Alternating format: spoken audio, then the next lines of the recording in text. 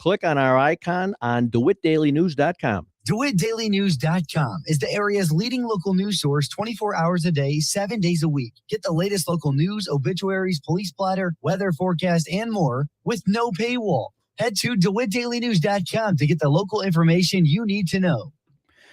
From the Hart Media Group newsroom and DeWittDailyNews.com, I'm Ben Hubbard with this expanded morning newscast.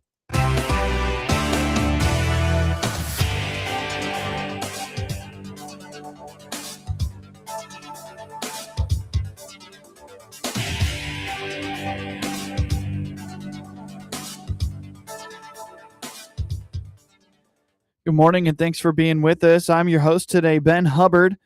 The news is brought to you by Baum Chevy Buick in Clinton, your Silverado headquarters, as well as Connexus, offering fiber internet in Clinton.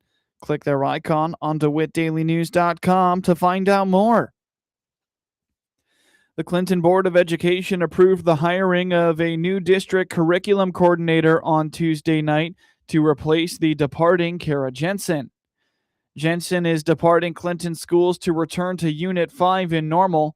On the WHOW morning show Wednesday, Clinton Schools Superintendent Drew Goebel told the Hart Media Group that Dr. Tracy Donath will be the district's next director of teaching and learning. Probably the biggest thing that I'm excited about is the board last night approved Dr. Tracy Donath as next year's director of teaching and learning, and that is a huge win for Clinton. Kara Jensen is the current assistant superintendent over curriculum and instruction. Kara came to the district a few years ago, and I'm very sad that she's leaving. She was a principal. Kara was a principal at Unit 5. She was a teacher at Unit 5 up Bloomington Normal, and she's going back to Unit 5 in a very similar role with curriculum and instruction, and she is amazing with that. And however, while I'm sad to lose Kara, Tracy, Dr. Donath is, I really feel she's going to be able to step in, and we're not going to miss a beat. She is, Dr. Donath is the current curriculum director for Peoria Public Schools, which is a huge job. Over 20 schools, she is overseeing the curriculum. So to get a person with that level of experience in Clinton is amazing. I know they had some reordering, shifting of different administrative jobs in Peoria, which which was fortunate for us. So we were able to have Dr. Donath apply for our job because of those shifts. The search process yielded a highly competitive applicant pool with over 30 educators applying for the administrative role. Goebel indicates Dr. Donath comes to Clinton from Peoria Public Schools, where she has been managing the curriculum oversight for more than 20 individual school buildings. But she comes extremely highly recommended. I made several phone calls when we were kind of down to those last couple of candidates, and everyone spoke so highly of Dr. Donath. And I just think Clinton really scored big by having her in our district next year. And really, even the applicant pool was very strong. And when you have an opening, you hope. My always goal is I want to have tons of really great people to pick from, and then the committee can pick the best of the best. That's an ideal situation, and that's what we had this time. We had over 30 people apply, and we got it down to our top 6, and we had an interview committee made up of teachers and administrators, and narrowed it down to our final 2. And both our finalists had an extensive background in curriculum and instruction, and again, Dr. Donath rose to the top. The incoming director will step into a dynamic environment as the district prepares to combine Lincoln and Douglas schools next year. Goebel believes Dr. Donath's extensive curriculum background is expected to serve as a vital asset as she coordinates closely with instructional coaches. And I've acknowledged that, like, change is difficult. Nobody likes. I mean, we're combining schools. We're combining Lincoln and Douglas schools. That is a big deal, and it's very controversial. But I feel very good about the two administrators that are going to be at Lincoln and Douglas. We have Keith Creighton. He is going to be the principal at Lincoln and Douglas School next year, and he's from Dennis Elementary School in Decatur, and he's been an assistant principal for many years. So he's not a newbie. He gets it. He is I'll say a little fun fact. So the instructional, what we have next year, we have two instructional coaches. We have Elizabeth Pirtle, and we have another. So she's an internal. She's currently a third grade teacher at CES. But we have a Cassie Mann, and she currently works with Keith in Decatur. So they already have that relationship. So that is going to be beneficial for us. But having those coaches, and then Dr. Donath, she has that curriculum background, is going to be able to work with Elizabeth and Cassie. Goebel points out that thorough background checks and conversations with Peoria administrative officials, including their district leadership, returned exceptionally strong recommendations for Dr. Donath's professional track record. I think you can look at data and you can pick pieces out if you want.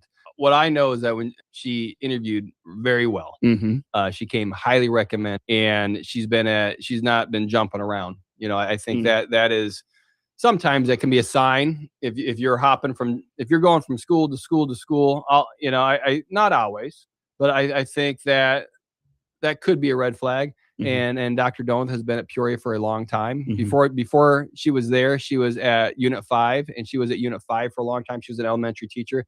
So, and again, you have to do your homework a little bit when you're hiring people. You have to kind of beat the bushes, kind of see what you're getting, besides just the interview, because sometimes you can interview really well, but then Dr. Donath comes extreme. I talked to the superintendent of Peoria for quite a while about her, and the Peoria, I think her name is Dr. Carrot, spoke very, very highly about Dr. Donath.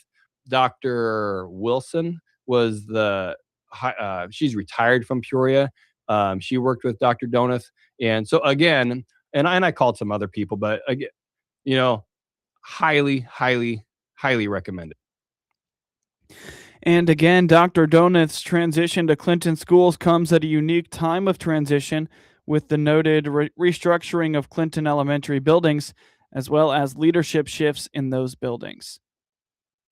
Coming up shortly on this expanded newscast, Central Illinois domestic violence advocate addresses myths around victims walking away from abusers.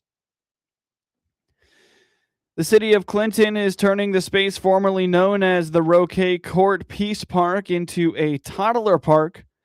On the WHOW morning show Wednesday, Clinton City Administrator Tony Harris told the Hart Media Group the project was spearheaded by Public Works Director Steve Lobb, who worked alongside the City Council to secure funding for the development in the current municipal building.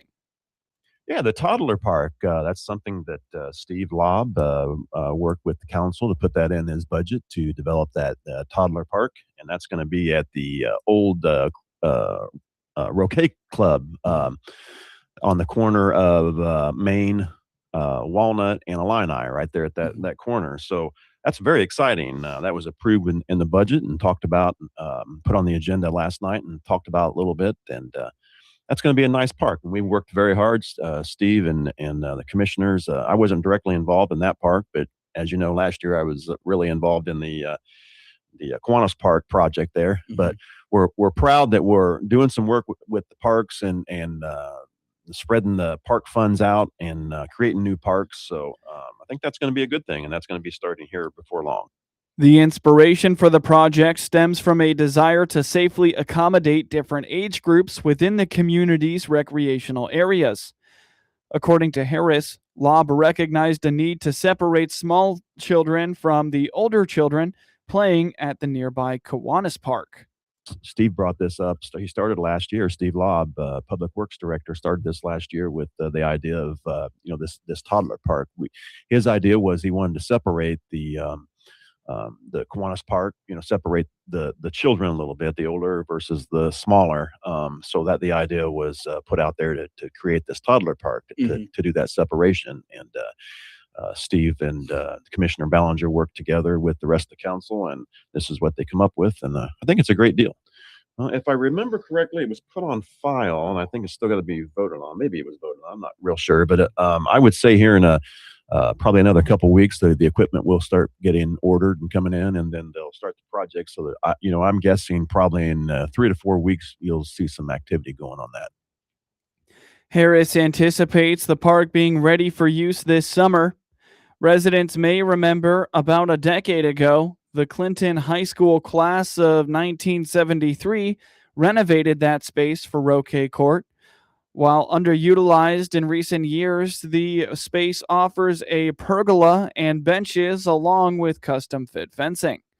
The cost of the project was approved at a cost of just under $100,000. You're listening to the WHOW Morning Show. Let's take a quick break with a word from our sponsors. Spring into savings this May with a new Chevrolet. This is Scott Baum from Baum Chevrolet Buick in Clinton and Farmer City. Savings with a new car? Yes, with our fuel savings model like the Chevy Trax with 40 miles per gallon highway, the Chevrolet Trailblazer, and Chevrolet Equinox with 33 miles per gallon highway. And don't forget about our EV options, the Chevrolet Bolt and Equinox. Chevrolet, together let's drive. BaumChevyBuick.com, right from the start. It's the quiet moments you count on. A call that connects instantly, a show that never buffers, a home that just works. That's the difference with Connexus Fiber Internet. We built a buried fiber network designed for consistency, earning us the title of top-rated fiber internet provider in Illinois. With plans starting as low as $25 a month and 3-year price lock options, it's reliability you can feel without the unpredictability. Because with Connexus, connection means everything. Experience better at Connexus.com. Nothing connects us like Connexus. News time is 19 minutes after the top of the hour. You're listening to the WHOW Morning Show. While many may question a victim of domestic violence's willingness to simply walk away from an abusive relationship, a Central Illinois domestic violence advocate is shedding some light on why it often isn't as easy as one might think. Asking why someone stays inadvertently places the burden on the victim instead of holding the abuser accountable for their actions. Andrea Coker, Director of Services at Willow Tree Missions in Piatt County, points out that statistically, it takes an average of 9 attempts for a victim to successfully escape an abuser. Yeah, I think you hit the nail on the head with, I think it comes from a place of good. It doesn't come from a place of blaming or judgment. However, inadvertently asking people or implying that someone should have left their relationship or placing the blame on the individual in the relationship is what really happens whenever we start asking questions like, why didn't they just leave?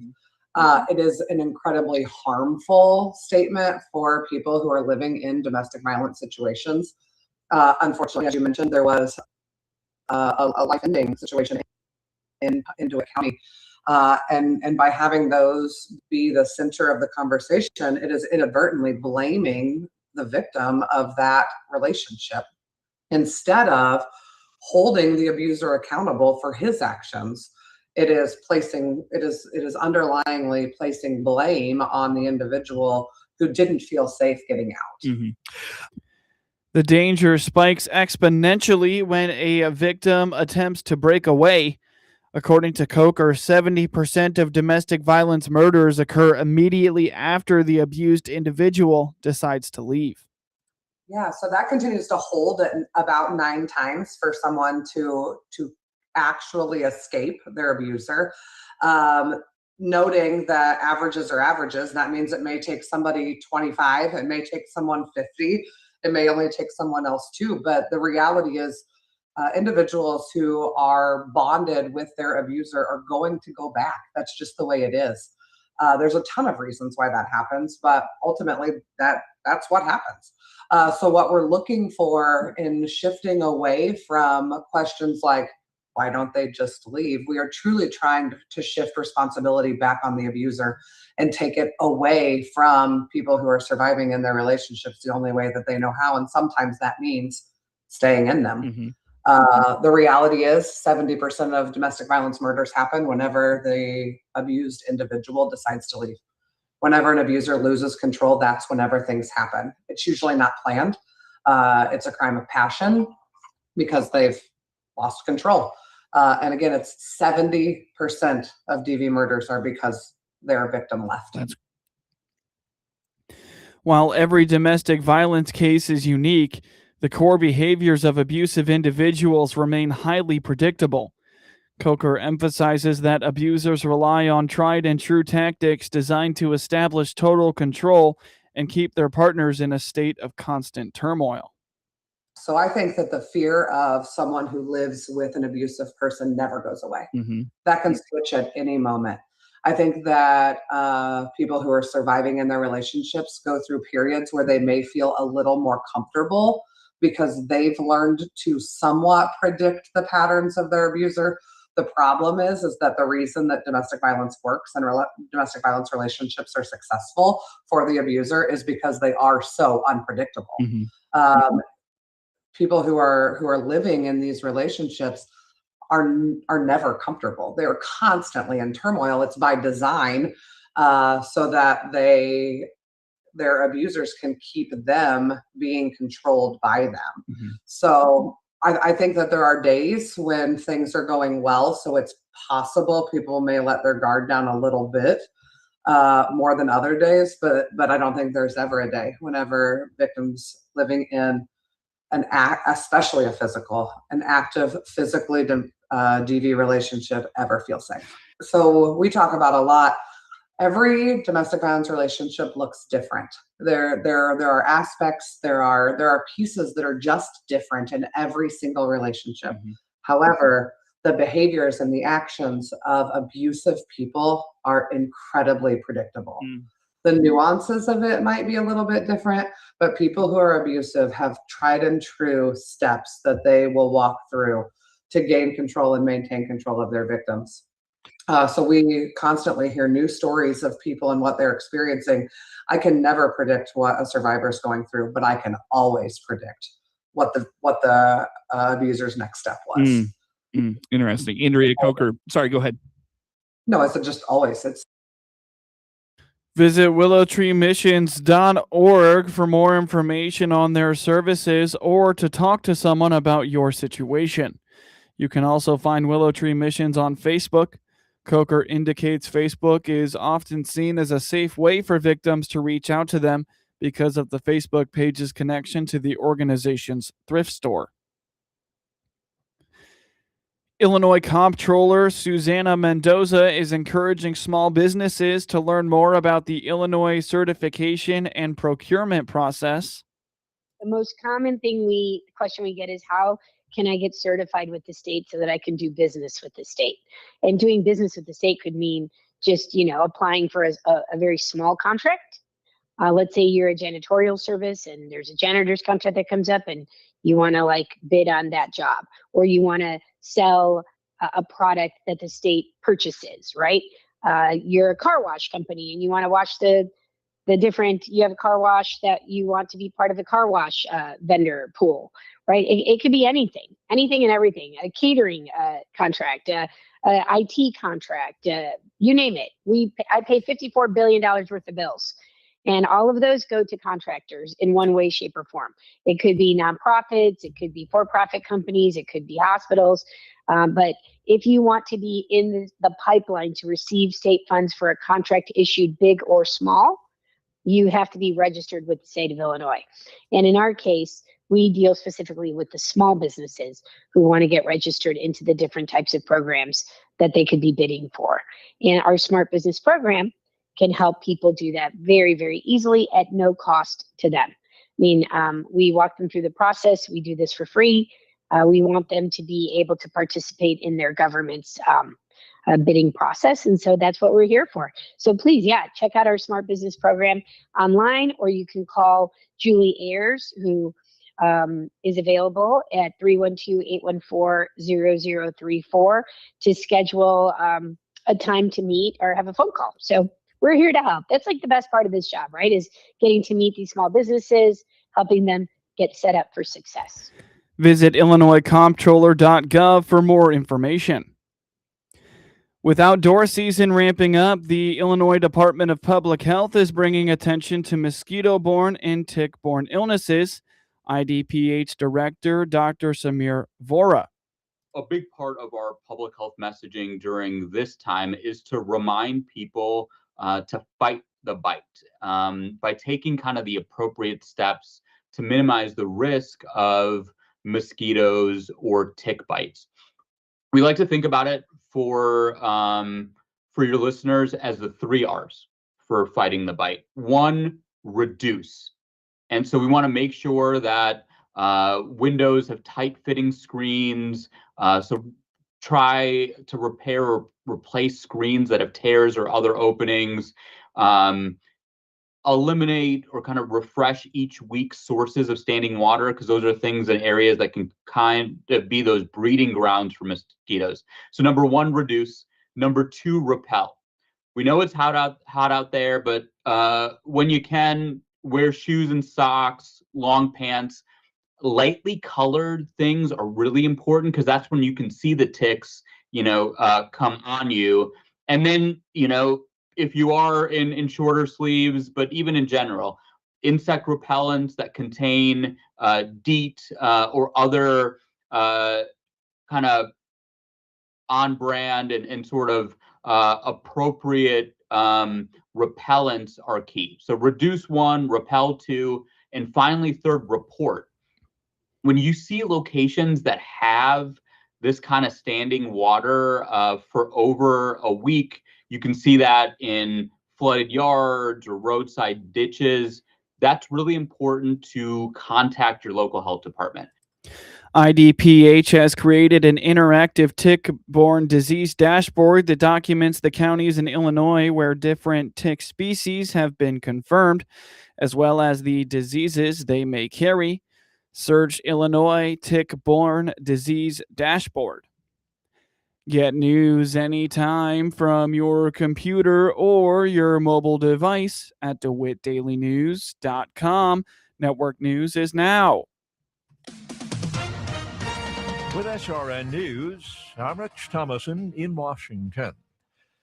President Trump calls the indictment of former Cuban President Raul Castro a very big moment for Cuban Americans. Castro indicted in the U.S. for the 1996 downing of civilian planes operated by Miami-based exiles. The new poll finds nearly half of Democrats believe the recent shooting at the White House Correspondents' Dinner in Washington, D.C. was staged. Ukrainian drones have struck another Russian oil refinery, igniting a fire, setting off a massive plume of heavy black smoke. Ukrainian President Zelensky says the attack targeted the refinery more than 500 miles inside Russia. Walmart delivering another quarter of impressive sales, but economic uncertainty has brought cautious financial outlooks from the nation's largest retailer. On Wall Street this morning, the Dow futures down 150 points. More details, srnnews.com. If you're considering investing in precious metals, don't wait. The Iranian conflict seems to be nearing an end, and the time is now to position your retirement for massive growth. Advantage Gold is America's #1 precious metals company, and they want to send you a free gold and silver investor guide valued at $49 when you call 800-900-8000. Plus, you'll get a free copy of economist Ken Rogoff's book, Our Dollar, Your Problem. Our specialists can help you open a new account or transfer funds from an existing IRA, tax and penalty-free, and show you how a gold-backed IRA can put real, tangible assets into your retirement portfolio. Markets react to news cycles, but gold has maintained its value through inflation, volatility, and economic uncertainty. When the purchasing power of the dollar declines, that's when investors turn to gold and silver. Make your move now. Call Advantage Gold at 800-900-8000. Results may vary. Consult your financial advisor before investing. Call 800-900-8000. That's 800-900-8000. From the Hart Media Group Sports Desk, IL Sports Wire, and DeWittDailyNews.com, I'm Ben Hubbard with this local sports report. In a game heard on WHOW and all its digital platforms, Danica Eisenmenger struck out 9 across 4 innings, helping the Tolono Unity Rockets shut out the Clinton Maroons 6-0 In a Class 2A softball regional semifinal matchup on Wednesday night in Forsyth, the Rockets got on the board first in the home half of the second. Eisenminger slammed a double to left, and Carly Jamison quickly followed with a single. With 2 outs on the board, Grace Bickers singled to left to score Maya Roddins, who was running for Eisenminger, to make it 1-0. From there, Kenley Harris singled to right to score Jamison, and Bickers came home on an error on the same play to make it 3-0. They added 2 more in the fourth as Bickers hit a grounder and reached on an error, which also scored Reese Fry. Shelby Smith hit a sac fly to right that scored Bickers and made it 5-0.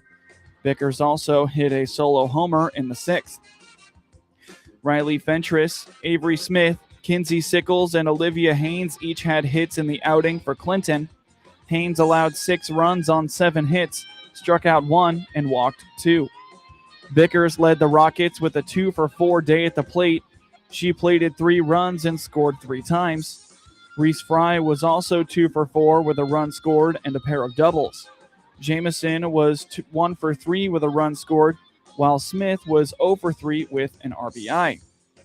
Eisenminger got the start for Tolono Unity and recorded 9 strikeouts across 4 innings, allowed 1 hit and walked just 1.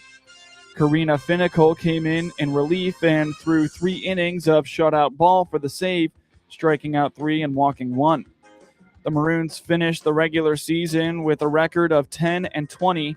Tolono Unity improves to 26-7 and advances to the championship of the Maroa Forsyth Regional on Thursday versus Tri-Valley at 6 p.m. In Class 1A high school softball regional semifinal scores, in Class 1A, the 6th-seeded Altamont beat 4th-seeded Central A&M 5-2, while the 6th-seeded Tremont shut out the 3rd-seed Rushville Industry 3-0. 2nd-seeded Windsor took down the 7th-seeded Arthur Lovington Atwood Hammond 8-1, while the top-seeded Meridian routed the 8th-seeded Shiloh 15-0. The 6th-seeded Tuscola beat the 4th-seeded Argenta Oriena 4-3, while top-seeded Leroy shut out the 8th-seed Armstrong 13-0. In Class 2A regional semifinal scores from yesterday, the 6th-seeded Bloomington Central Catholic beat the 3rd-seed Westville 3-0, while the top-seeded Peru St. Bede shut out 9th-seeded El Paso Gridley 11-0, and the 5th-seeded Tri-Valley took down the 4th-seeded St. Joseph Ogden 12-2. Johnny Pareda hit his first MLB homer. Randy Arizena also went deep and scored 3 runs, and the Seattle Mariners beat the Chicago White Sox 5-4 on Wednesday. The White Sox missed a couple of opportunities to put some crooked numbers on the board, and it cost them dearly in the rubber game Wednesday. The Mariners' offense finally broke through with a couple long balls in the 7th, but the Sox tried to claw their way back as Randall Grichuk provided his 2nd pinch hit home run of the season. First pitch, Grichuk swings and it's a fly ball out into deep right, still back. It is gone. How did that get out of here? Strong man hit it. It's a 1-run game, 5-4. Ultimately, it was not enough as the White Sox fell 5-4. After an off day on Thursday, the White Sox will resume their final West Coast road trip on Friday night in San Francisco. I'm Jeff Meller, and I'll have your pregame coverage starting at 8:30 on the ESPN 1000 Hard Rock Casino White Sox Network. The Sox are back on WHOW on Friday when they play the first of a 3-game series with the Giants. Pregame starts at 8:30 p.m. Kyle Harrison struck out 11 in 7 dominant innings, and the Milwaukee Brewers beat the sloppy Chicago Cubs 5-0 on Wednesday night to sweep the first series this season between the NL Central rivals. David Hamilton had 3 hits and scored 2 runs as division-leading Milwaukee improved to 14-4 in its last 18 games. Jake Bowers extended his hitting to a career-high 11 games with an RBI single in the 3rd. Harrison is 5-1 and allowed 2 hits and walked 1 in his 4th career game with double-digit strikeouts. The left-hander is 4-0 with a sparkling 0.96 ERA in his last 5 starts, striking out 41 batters in 28 innings. Harrison and Hamilton were acquired by Milwaukee in a February trade with Boston that sent third baseman Caleb Durbin to the Red Sox. Chicago committed 3 errors during its 9th loss in 11 games. Struggling reliever Phil Maton threw a wild pitch in the 7th that brought home Milwaukee's final run. Cubs right-hander Edward Cabrera, who is 3-2, exited after 3+ innings because of a blister on his right middle finger. He was charged with 4 runs, 1 earned, and 4 hits. Milwaukee scored 3 in the inning, taking advantage of an ugly mistake by Gold Glove center fielder Pete Crow Armstrong. The Brewers had runners on first and second with 1 out when Hamilton hit a liner up the middle. The ball went under Crow Armstrong's glove and rolled toward the warning track. Hamilton picked up speed as he rounded first and second with a headfirst slide. It was ruled a single for Hamilton and Crow Armstrong's 3rd error of the season. D.L. Hall finished the 2-hitter for Milwaukee, the team's 3rd shutout this year. The Brewers, following an off day, right-hander Logan Henderson, who is 1-1 with a 3.5 ERA, and Dodgers lefty Justin Robelski, who is 6-1 with a 2.49 ERA, start Friday in the opener of a weekend series set at Milwaukee. The Cubs begin a 3-game series against Houston on Friday. Right-handed pitcher Spencer Arrighetti is 5-1 with a 1.5 ERA, starts for the visiting Astros, while the Cubs have yet to name a starter. Spencer Horwitz homered. Connor Griffin had 4 singles, and the Pittsburgh Pirates beat the St. Louis Cardinals 7-0 on Wednesday night to snap a 4-game losing streak. Carmen Mlodzinski is 4-3 and allowed 4 hits and a walk in 5 innings to improve to 3-0 with a 1.75 ERA and 11 career appearances against the Cardinals. Johan Ramirez, Evan Sisk, Justin Lawrence, and Dennis Santana each pitched a scoreless inning of relief for Pittsburgh, which gave up 5 hits. The Pirates led 3-0 when they scored 4 runs in the 8th inning off Cardinals reliever Matt Swanson. Brian Reynolds had a 2-run double in the inning. The Cardinals' Alec Burleson hit a 1-out single off Ramirez in the 6th inning. Jordan Walker was hit by a pitch, and Nolan Gorman walked to load the bases. However, Ramirez struck out Mason Wynn and retired Cesar Prieto on a fly to deep right field that forced Jake Mangum to make a sliding catch on the warning track. Michael McGreevy is 3-3 and allowed 3 runs on 10 hits in 5+ innings to snap a streak of 4 consecutive starts where he allowed 2 runs in 24 innings. Johnston Nixon Garcia hit a 2-out single up the middle in the top of the 4th inning to drive in Griffin for his first major league RBI to put the Pirates ahead 2-0. Horwitz hit his 4th homer of the season down the right field line to lead off the 2nd inning and give Pittsburgh a 1-0 lead. St. Louis was shut out for the 2nd time this season after being blanked by Kansas City on Sunday. Pirates right-hander Braxton Ashcraft is 2-2 with a 3.09 ERA and will face St. Louis right-hander Dustin May, who is 3-4 with a 4.81 ERA in Thursday's series finale. In MLB scores from yesterday, the Cincinnati Reds beat the Philadelphia Phillies 9-4. The Tampa Bay Rays took down the Baltimore Orioles 5-3. The Minnesota Twins beat the Houston Astros 4-1, and the Texas Rangers beat the Colorado Rockies 5-4. The Arizona Diamondbacks took down the San Francisco Giants 6-3, while the Atlanta Braves routed the Miami Marlins 9-1. The Cleveland Guardians beat the Detroit Tigers 3-1 in 10 innings, as the Washington Nationals beat the New York Mets 8-4. The Toronto Blue Jays beat the New York Yankees 2-1, while the Boston Red Sox took down the Kansas City Royals 4-3. The LA Dodgers shut out the San Diego Padres 4-0, and the Athletics beat the Los Angeles Angels 6-5 in 10 innings.